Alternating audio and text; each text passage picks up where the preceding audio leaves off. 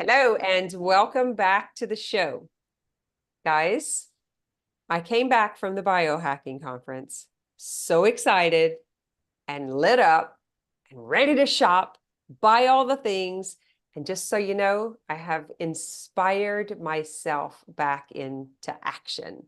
I've been having a lot of conversations with Erin, who is also my guest today, just so happens, but we've been talking a lot about menopause, perimenopause, the challenges, and also like the magic of menopause. There's actually some good things about it. And what we were talking about this morning, Erin, what was the name I wanted to call the thing? Melting, something about Yeah, melting. the menopause meltdown. So Yeah. tell me, do you think that would be interesting? We could change this show title to the menopause meltdown. We might get into some of that stuff, but for the most part, I invited Erin on. She's one of my clients in Boss Up. She's been with me since, I think you said February, the beginning of the year. Yep, beginning of February. Yep. Yep, we've been connected for a few years on social media. I think I was on your podcast a few Mhm. years ago.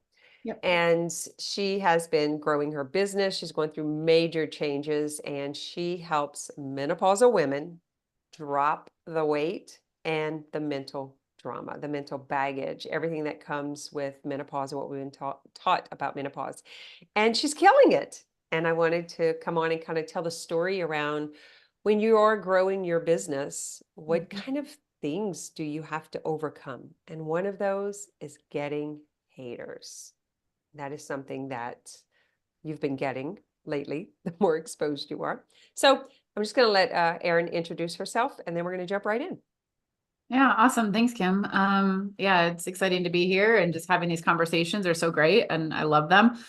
But yeah, I'm Erin and I help midlife women lose weight and have energy. It's really as simple as it is and really bust through the myths that we are being programmed, well, should I say melt away the myths that that that we are being taught about midlife and about perimenopause and menopause so that we can live the last best years of our life. So yeah, and I'm a mom of three and I've lost almost 60 pounds myself, fixing my own, body and learning all the things that we're not being taught and finding out that it's actually a lot simpler than what we're being told. So, yeah.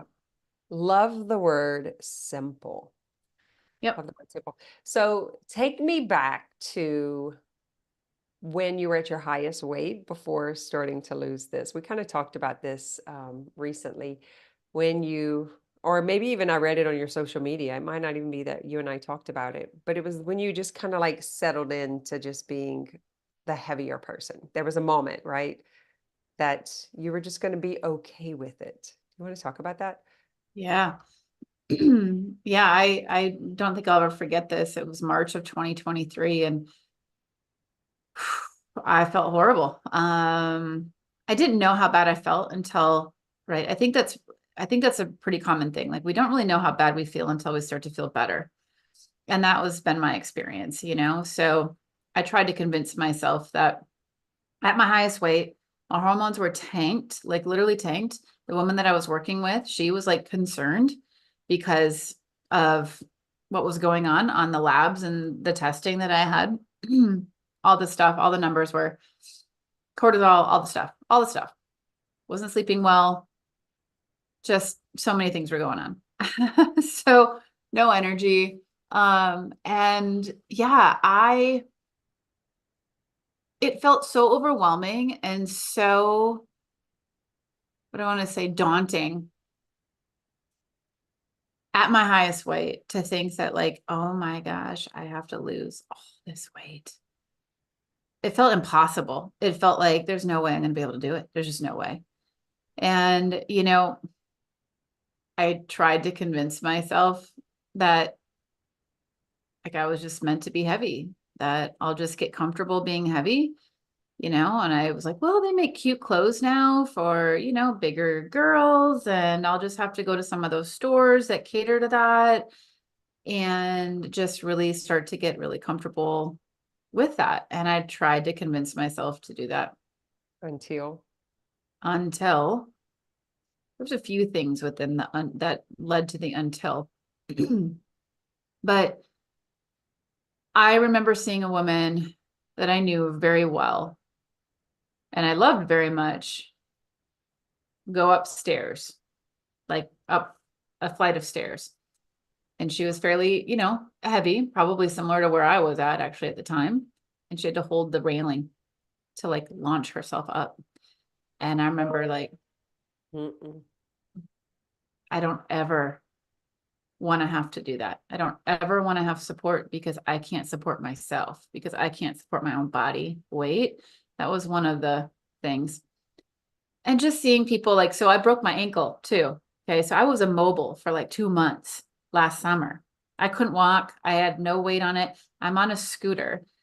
I was able to literally relate to the people at Walmart and at the stores and these scooters. And I thought, if I don't do something, I'm going to be that in less than 10 years max. And I was like, fuck this. I'm not going out like this. Sorry if I just swore. I don't know, You but can swear. I for sure I swear was, on here. I'm like, fuck this shit. I am not going out like that. There's no way I'm doing this, And my background is fitness training and nutrition coaching. And there was a lot of shame because I felt like I should know what I need to do. And I'm at my heaviest weight. And there was like, I was embarrassed, Oh, there was so much emotion around it. But I was like, nope, I'm not doing this. I'm not ending up like that. I'm not going out like this. I love that you said that because, working with wellness practitioners, this is the thing I hear so often is it's very hard for them to grow their business whenever they're not actually being the Yeah. example of what they're telling other people to do and how much that sets them back and slows them down. So you're like, I can help you with anything. And it's like, I can't even help myself. This is subconsciously going on. So I totally get that. So the two moments, or really that speaks to me. My biggest story is like when I go to Walmart and they're like getting the scooter and they're trying to get out the car and they have to help each. I'm so scared of that. What is it that why do it's these thing that scares me more than anything else. Yeah. Oh yeah. Is No, to I lose my think it, vitality, to yes, lose my freedom, control, to freedom. like I don't know. Oh my God, I totally get both of those moments. And those have been really good for my growth. Watching, like, I remember my nail clients having knee surgeries, shoulder surgeries. I remember the client that had both. And like she couldn't get out the chair. And I'm young, so I didn't realize this was a thing. But when you get out the chair, you push down. She couldn't do that. And man, Wow. I was like, back in the gym, back in the gym. I'm going to keep exercising. And I think about Jane Fonda, who that's one of the things she's most grateful for is that she exercised so much of her career Yeah. and that how that has helped her, not living this long. Yep. Oh, absolutely. I mean, it's movement. If we don't move our bodies, It's the muscle loss, right? And that's something that we battle with menopause. And what about the history of dieting most of our life as women? 30, yep, 40, 50 years of dieting yep, and then losing the muscle and yep. then hitting menopause and then losing the hormone and the muscle and the elasticity and And the then not bone. wanting to be seen in public, the shame of the wrinkles, like so much of that happening and us being told or believing that we can't restore it. That's really what I want to talk to you about because you Yep. are restoring it. This is the example that you are setting. Yeah. It's not just melting the fat and the unwanted stuff away. You've rebuilt the you've healed your metabolism. Yep. You've organized your energy in a way that it's endless. Yep. What else? What else would you say that you're surprised that you were told wouldn't change, that it would just get worse as you got older, and you've actually Hormones. reversed? Hormones. Mm-hmm. My hormones. My, cortisol levels, right? Like I'd wake up at 2, 3 o'clock in the morning, had a hard time getting back to sleep. This is, before. And by the time I'd finally get back to sleep, an hour later, it was time to wake up for the day. And, the narrative is, I'll just get used to that, this bad cortisol, right? And this hormones. And it's like, it's one of those things where I've actually reprogrammed my cortisol to spike in the morning when it's supposed to spike, because it is supposed to spike. Cortisol is not bad. It's just, let's see, there's one time a day that it spikes. So I'm learning all these things and I'm like, oh, okay. How can I program my cortisol so it doesn't spike at 2 or 3 in the morning, that it can actually spike at 7 a.m., 6 a.m. when I need it to spike, when I need to get things done. And so that's what I've done. And just sleep is so much better. So yeah, hormones. I mean, hormones is a huge story for women in midlife. I mean, oh my word. It's crazy. And it's pretty interesting because we titled this How to Handle Haters. And Mm-hmm. you're getting a lot of hate around the Yeah. claim and even your own truthful story. Yeah. You're getting haters and disbelief around, are you a doctor? That's not possible. Can you prove it? So, since I should have started the hook with this, but I knew we'd eventually get here. Tell me how that was for you to actually be the example Yeah. that went against the norm and then to be told, like, basically, you're a liar. Yeah. Dangerous. Yeah. I mean, it's, to be honest, I mean, it's startling, right? And it's like, oh my gosh. And, I'm used to people in a way like not liking me. I've always been one to go against the grain, in anything that I do or challenge, authority, challenge the status quo. But when there's a bunch of women, and it was women that don't know me, and I'm trying to help because they're asking a question, it's confusing too. It's like, I'm just trying to help you. Like, why are you arguing when I'm trying to help and give you like literally free tips on something that maybe could help you, maybe not, but it's not going to cost you anything to try it. It's not going to, it's not going to do anything. And yeah, to get the response that I've gotten in some of the ways has been really interesting. And but it makes sense after, we've chatted about it and after you said one thing. And do you want me to share it right now that literally got me? I was like, that's it. Like, that's it. Where, and this might be like the punchline, but like, but like to a victim or a victim mindset, a solution will always be the enemy. Yeah. And that's literally what took me out and helped me reframe, I guess, how I looked at it. And I've shared that already now with like a few people of like, this is so good. It's so good. And well, the other thing that you said too is like what we have to offer and our service that we have to offer, we have to believe in it. I'm getting chills even as I'm saying that, more than people are arguing with us, or it's something like that. Those weren't your exact words, but it was like, are we so led by our service and our call to be of service and what we want to help people with that we are able to not let that take us down, right? Like how big is my call? How strong is my call to help people? Because there are people out there who do want this, and there are people who don't, and it's okay.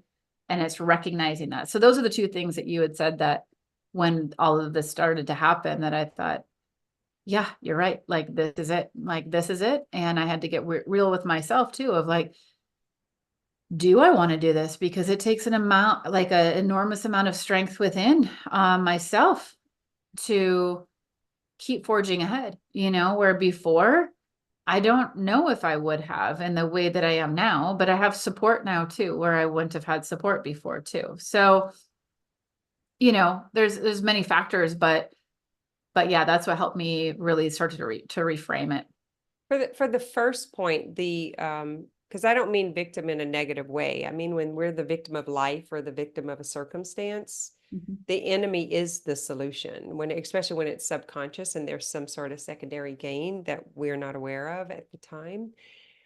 Do you remember a time when you were at the mercy of your body and your age and your circumstance and hearing someone's success Yeah, and Putin on it? Do you remember? And absolutely. can I you mean, I've can you done it get many some, times in my life, yeah, can many you times. Yeah. pull compassion and empathy in that moment? Because man, it's so bad to hate like that because of what it's that envy and resistance and hate because you don't believe you can have it. You don't Yep. believe you can have the resolution. And so everything in them is just like against it. And I've been there too. Yeah. And I didn't realize how harmful it felt to the person who was offering the solution. And now to be on the other side of that, I have so much empathy and compassion for the ones who tried to offer a hand or Yeah. who tried maybe in their own way to give a solution. And I Yeah. just couldn't see it or receive it because I didn't know how I could get it. I Yeah. was like, you don't understand me, right? The unicorn syndrome. You don't live this. You don't have a size 10 foot or a 5'9" body or live in Louisiana or have 5 kids and it's food all the time. And like, I couldn't. I couldn't. Yeah. So I had to find that place too because the hate was really shutting me down. I Yeah. mean, it's disheartening. It's like once you get it together for yourself, it's like you have all this energy that used to be sent on fixing yourself that all of a sudden it has no place to land. And there's this desperate need to serve and to give, to feel that old habit of fixing and fixing and fixing when you no longer need it for yourself. And Yeah. man, it's one hell of a lesson to learn in business. This is like the wounded healer. Like we Yeah. summon all of this energy to heal ourselves and we stay in this trying to solve our wrongness or whatever it is about ourselves that's incorrect. And then you know that because you've come to the place to where you're in love with yourself and your life, Yeah. and really accept the call and like just feels right. Hmm. And then we naturally want to give. I mean, it just. Absolutely. I mean, that's the thing that's been probably one of the biggest ahas on my journey is, and this is what I really love to share with women as well too, is our physical health is really the foundation of our mental, emotional, and everything else.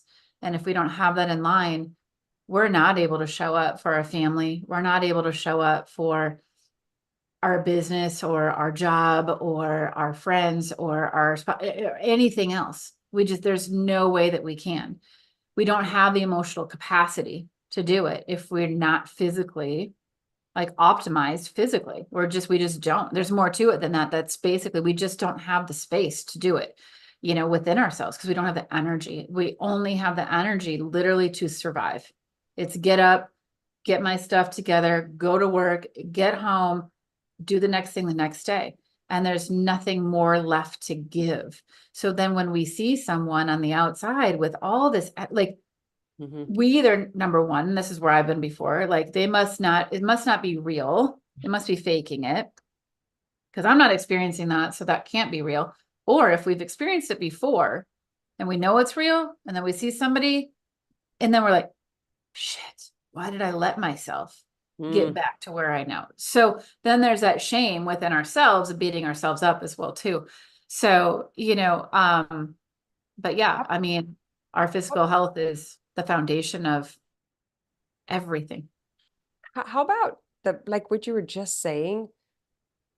How about the going a little further with that and having had it and then not being able to face, but what about the part of having have it and not being able to keep it? And so then not want to get it again to not lose it again.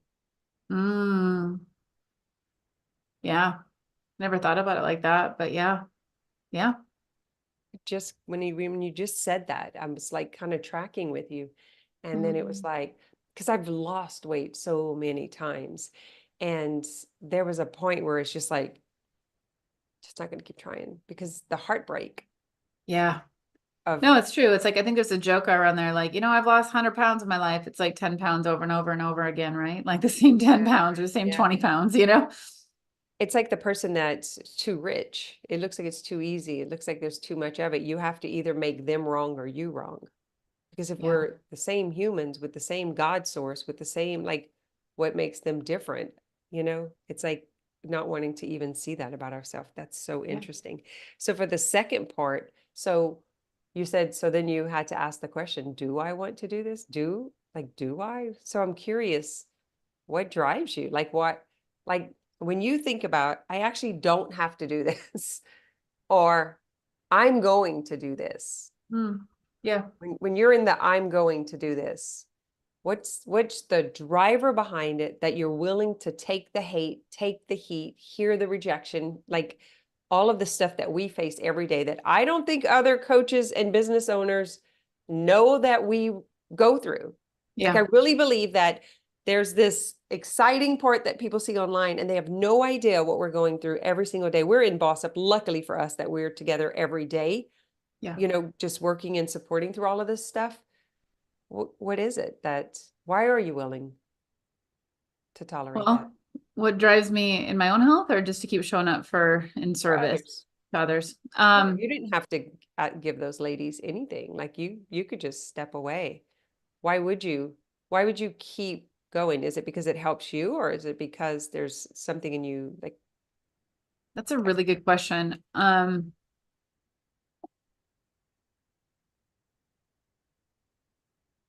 It's I've always been one where I always have wanted to prove the impossible. hmm, I'm gonna prove it. My You just tagline years make me wrong. I'm gonna do it even more. Yeah, like my tagline before was, what else is possible that we've never even thought of like ever before? Like I loved that saying. I think it was like Dane here that actually like I got the from Access Consciousness, it's like what else is possible? It's like, ooh, I love that. And leave it open-ended, right? So I'm I've kind of adopted that over the years and it's like I've always had this let's show people what's possible. Let's show people what's possible. And I want to show these women that because I've been there too. I've been there. I've been there when I thought it wasn't possible. And then I've shown myself that it is possible. And so I guess what drives me is it lights me up when I get messages from people saying, oh my God, I was always groggy in the morning and needed a nap in the afternoon. And now I'm actually able to do yard work and to spend time with my kids. And I'm still awake at 8 p.m. where like before I would have literally been crashed like on the couch with no energy at all because I see other people getting their life back because I know how that feels. I Mhm. know how it feels to want to give up. Like I know how that feels. So I know that there are women out there that are like, this is not possible. This can't be possible. And it's just that like, it is possible. It is possible. Like you just need support and you just need the correct information. That's all you need. And you've been fed so much freaking bullshit and lies. And it's not your fault. It goes back to like, it's not your fault. But now it's like, let's do something about it. Like, take my hand and let's go. And anyway, so I know what it feels like to not have hope and to almost give up on yourself. And I know you don't have to.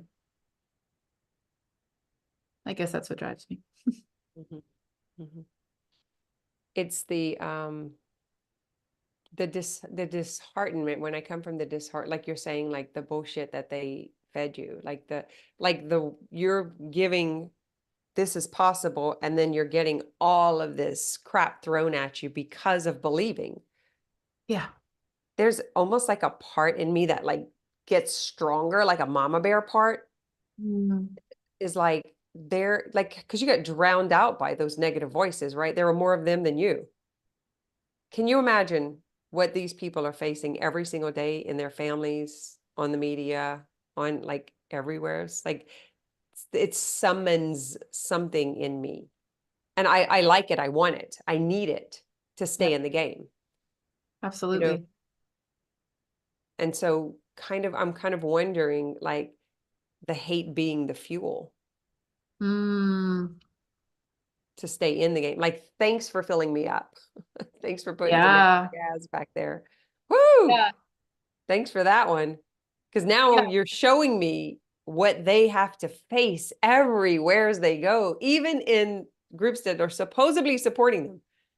Supposed to be supportive. Exactly. Exactly. And it's, Yeah, no, and it's, it was a realization for me too, because I mean, I've set up my life over the years completely different than, I would say the average person. And so it's a real like live like look into when you hate your job and yet you're not in a relationship that is satisfying and you have stress all day long, and because of that stress and because of that anxiety and all these things, you're grabbing food that is just draining you even more. And it's just this endless loop and loop and loop and loop. So when I see that, it kind of brings me back to the reality of where most women are. And that helps me to get back to that. Yeah. That's grabbing food because you don't know what else to grab. Yeah. It's like the brain just goes, "Roop." Like it's so easy to fall back into that without even knowing it. Well, we're sold convenience for years, right? And I've said this over, like convenience is what's killing us. Like there's a level of like simplicity, right? Like love simplicity. And just like every asset can become a liability, too much simplicity can be dangerous also for us too, in so many different ways, right? But that's what we're sold because we're just like trying to survive through life. So we just grab whatever's there. Well, it's interesting. It's one of the dynamics of the brain. It's Mm, lazy. It needs yeah. instant gratification, and its job is to preserve energy. And Yep. so it takes more energy Yep. for the non-conveniences. Yes. And so you're being marketed to against that. That's what it drives me crazy. Those recliner chairs where you push the button and you don't have to get out because it stands you. I'm like, couldn't believe when that came out. It made me so mad because you quit using it. Doesn't matter how long it takes to do it. Still do it. It's like going to physical therapy. You've got to do it. I remember after my surgeries and not being able to stand on my foot, or you have to use it. You You have can't to. like Your so oh body my needs gosh, you just structure. got me like heated on that one. Well, our Which body, it's the thing, right? We're sold that our body wants to be comfortable. And that's the thing, is like it's only when we're uncomfortable and we're putting these stressors on our body that we actually grow. That's it. But we have to like know that. And this is one of the things, is like we get stuck in this, well, this doesn't feel good to me or whatever. Well, of right. course it's not going to feel good to you because this isn't like, it's not your the normal, right? So the brain's like, no, I don't want change, right? Like Yeah. bring Yeah. me back to a sense of where I feel safe, and we have to break outside of that. That's why support is so important. That's why I work with you. That's why women work with me, because when we make any change in our life like this, our brain will want to take us right back to that level of comfort and safety, because we don't want the unknown. We don't want the uncertainty. And but that's where we grow. That's why we need somebody to lock arms with. I don't know if they all want to grow either, though, and that's everyone's choice, you know. Yep. But And it's definitely like it's okay, hon. We'll feel good later. Let's just do yeah, it. You'll feel yeah. good after. So I'm curious from your experience with this, because Erin has now filled up two groups, which I'm very proud of this. You know, my goal is to help coaches get more clients, period. Coaches, healers, practitioners, whatever. And when we have clients who actually do that, I want to celebrate them because this is a big deal. This is your second group that you sell out in a couple of months' time. You started with me Sweet. in February, and Well, I just started the first group that I first filled up started April 18th. And then my next group started today. And so they were like 6, 7 weeks apart. So, I guess, yeah, over the last couple of months that I started doing this and having a group on this. Yeah. so let's talk about how easy it was and effortless it was. Because it sounds like great. Erin just filled up two groups in less than 2 months. Kind of speaking of the discomfort and the unease and the Yeah. underestimating the amount of action required. What have you learned through this process?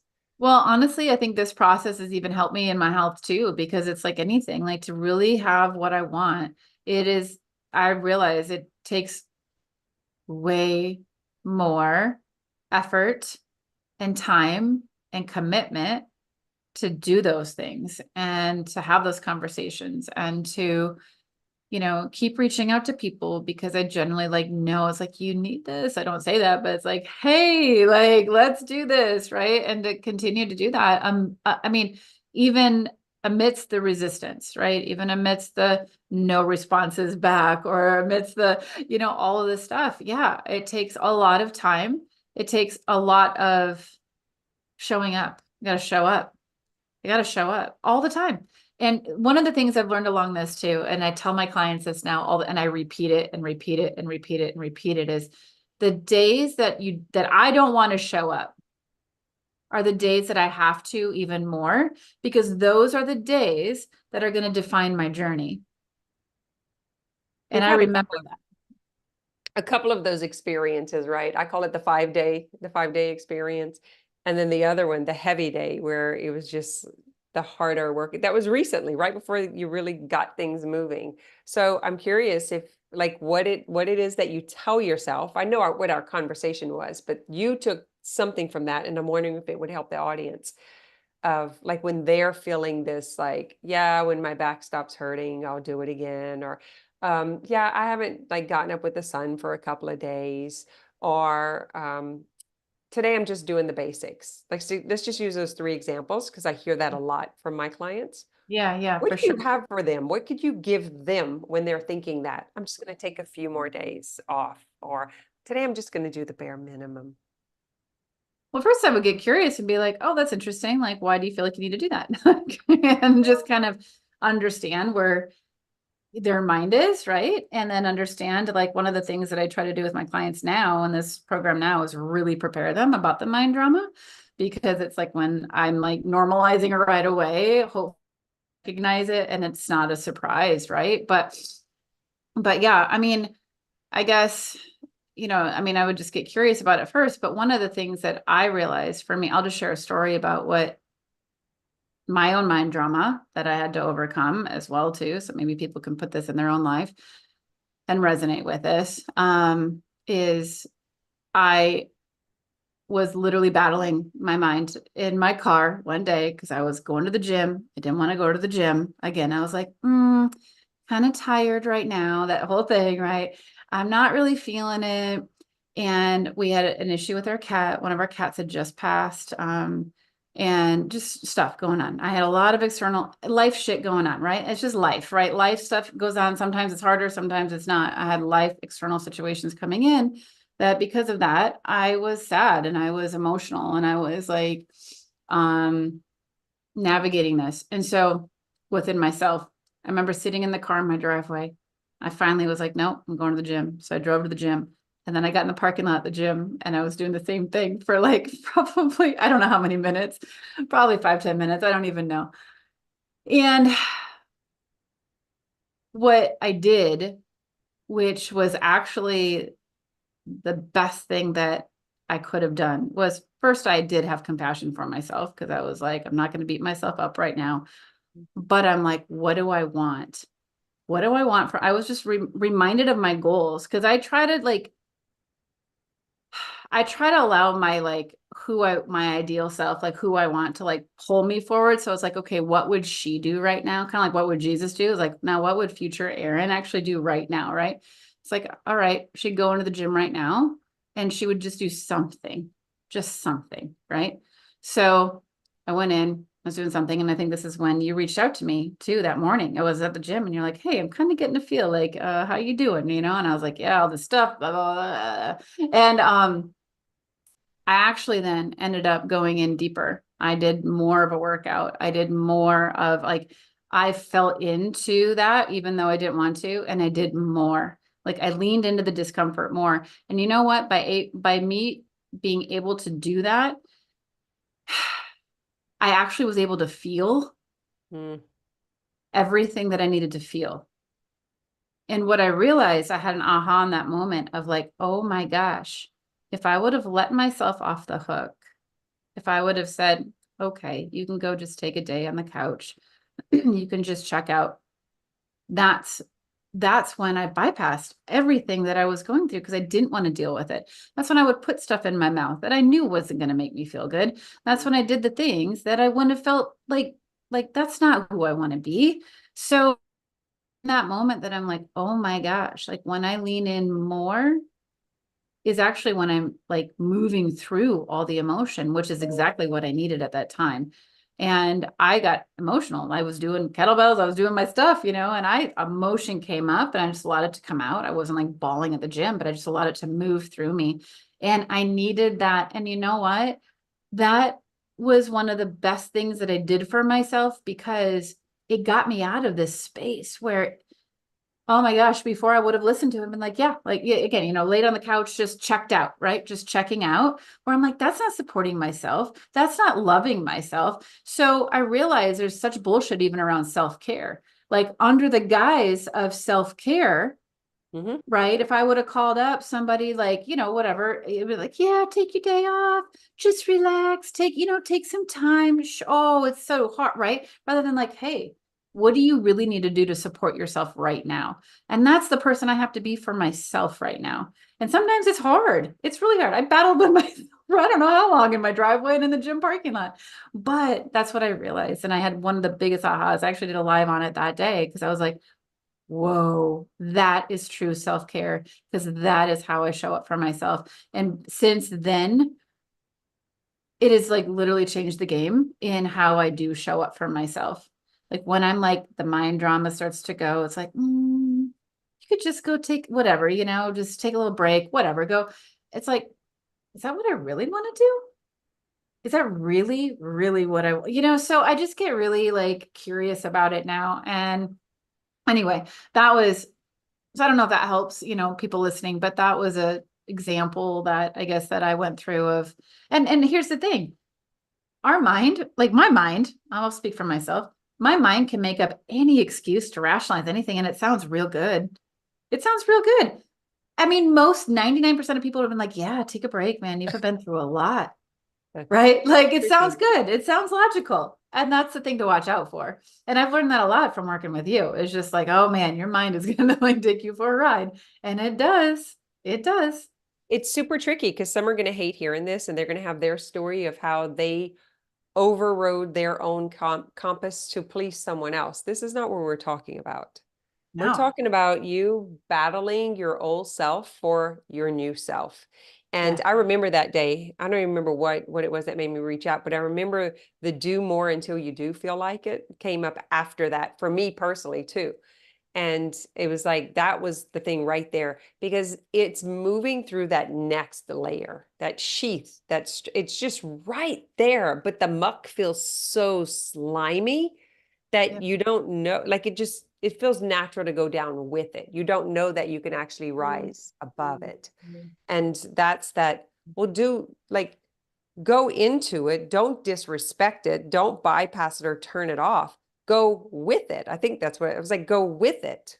What Yep. could you get with where you are today? So when you show up feeling like this, what does that look like? It was like that wasn't even an option though in the mental space. It was like the black or white, the on or off. But it was like, no, we have to get used to showing up in some days 50, some days 50-50, some days 20-80, some days Mhm. 90-10. Like you just so what would 90 look like? So what would 10 look like? So what would 100% of 10 look like? What would 100% of 90 look like? Yeah, I like that. And it's like, do it until, and right there on the other side, you'll fucking feel like it. You blew out of, you hit max limits, you went like over and beyond. And it was just that messy emotion, just like kind of doing its old thing. So it is very tricky. I get a lot of resistance around this when it comes to them getting on social media. It's not different. It was you at the gym that day, but for the most part, it's when I'm telling a client, like, listen, if people don't know you and you don't have leads, you're going to have to get on social media or you're going to have to go pay someone to make you popular. I mean, or get referrals and good luck because everybody else is looking for those. And this is what it feels like. And I'm like, just do it until it feels good. Yep. Oh yeah. We just have this aversion of like being uncomfortable, Mhm. and it's Well, like like, if we had the results right then and there, it would be different. Like I think let's just give ourselves some credit for sure, this. sure. So would we want to do more social media if we had someone listening and liking and following and telling us how amazing we are all fucking day? Yep. These podcasts, I'd be booming them out like 2 or 3 a day. I was like, oh, they're so excited. It's so fun. I want to do more. I'm going to like clear off my book and just invite a bunch of people on and do a bunch of podcasts and everyone loves it. Oh my God, I feel so good because I'm getting a pat on the shoulder. It feels like the sunshine just came on.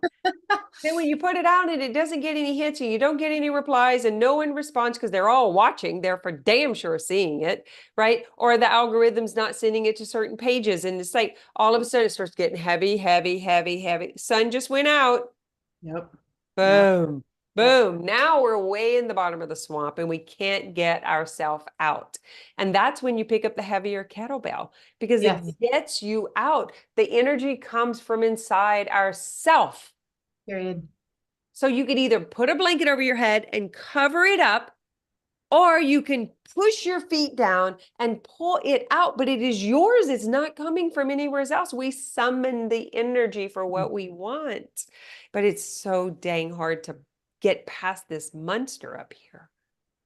And if Oh, it's not ours, it's the haters. yeah. Because it comes from the world telling you shouldn't push that hard because they don't want to push that hard. They don't want you to win because it shows them to them they're losing. They're like, shit, if she can take off 60 pounds, fuck her. Yep. Because I can't take off 60 pounds. But if Yep. they knew they could beat you, and I think it's a thing with women too, having to outbeat the other one. It's a wicked, quiet little competition thing. And I guess is what happened in grade school and how we treated each other when we were kids. There's got to be something to it, taking the boyfriend and taking the friends and Yeah. you trust and they stab you in the back. And it's so sad. I wish we could Well, have more support for each other and ourselves. no, I agree with you. And, a couple of things came up as you were saying that. Like, I think there's this, like you're saying, just like kind of being average is what came up. It's like we have this, if we want to move past average, because that's where 90 some percent of people really are. Oh, And I'm yeah. not saying there's anything wrong with that. Like, it just is what it is. That's just what it is. I don't want to be average. I And think there's something wrong with it. yeah, well, Average and gravity together means yeah. below average. That's true. Yep, that's a good way to put it. So I don't want to be average. Like, and it's like I don't want to be average. And so it's like that is I mean, I'm the one that is always pushing harder for myself and is always like, let's see what else I can do. I remember when I first was a fitness trainer. Here's the funny thing. I'm just gonna share a funny story. I would mow the lawn. And I had a hill on this is when I lived in South Dakota, and I had a hill on my lawn in my front yard.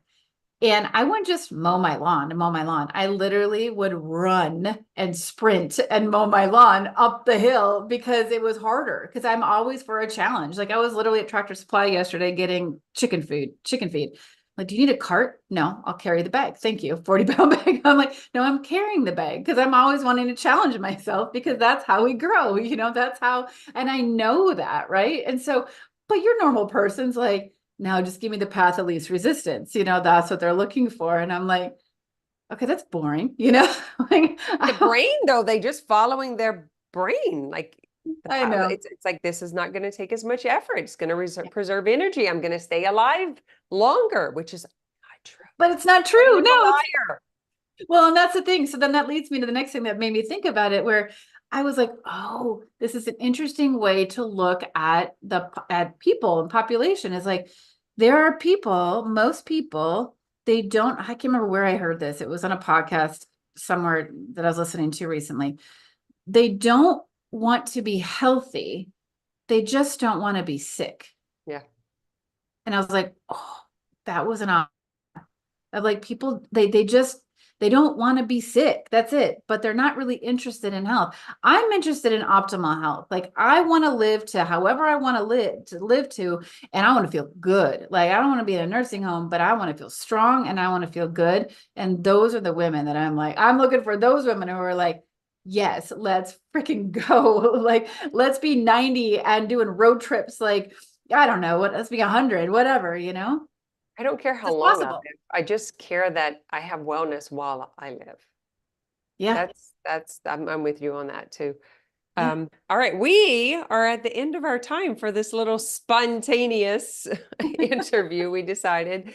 that we would get done today. So Erin, you have a podcast, your social media is where you hang out at. You want to tell them where that is? And we're going to put the show notes. We're going to Yeah. link it to there and get a great photo of you, and Mallory will put it together.